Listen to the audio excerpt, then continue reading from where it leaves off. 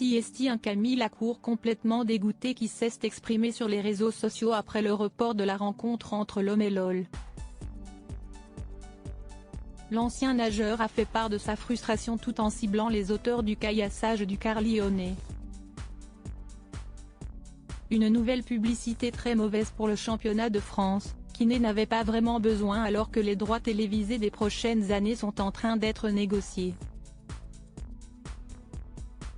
Dimanche 29 octobre, l'Olympique de Marseille devait recevoir son rival de l'Olympique lyonnais dans un match qui sentait la poudre.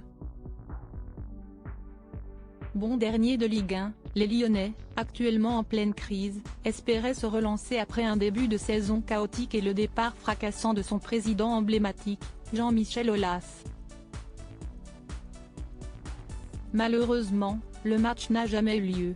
Au moment d'arriver au stade Vélodrome, le car emmenant les joueurs et le staff de LOL a été victime d'un caillassage particulièrement violent de la part de pseudo-supporters marseillais. Des vitres ont été brisées en 1000 morceaux et l'entraîneur du club rhodanien, Fabio Grosso, a été touché au niveau du visage.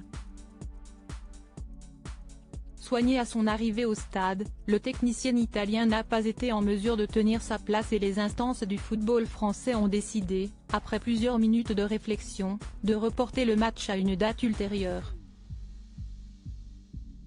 Un énorme coup dur pour les plus de 60 000 supporters en tribune, à commencer par Camille Lacour, présent hier soir et qui n'a pas hésité à évacuer sa frustration dans sa story, qui est à retrouver dans le diaporama, sur Instagram.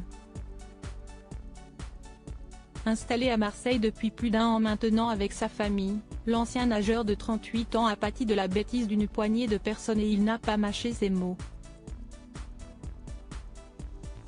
Partageant une photo prise depuis le stade Vélodrome d'une annonce indiquant l'annulation du match, il ajoute en légende « Merci les débiles qui ont fait que notre soirée est gâchée ». Il ajoute 2 émojis montrant son dégoût et une petite leçon aux auteurs des faits, réviser les valeurs du sport.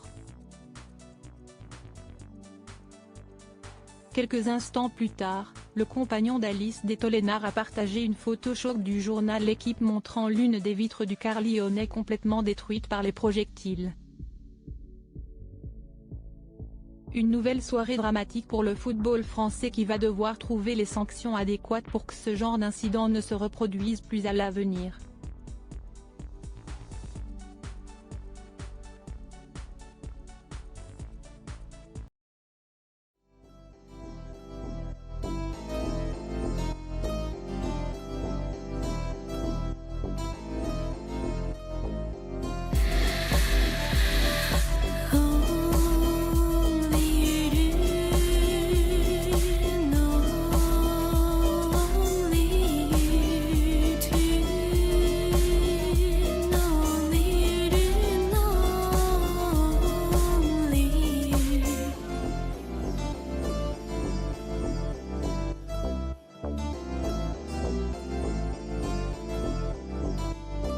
To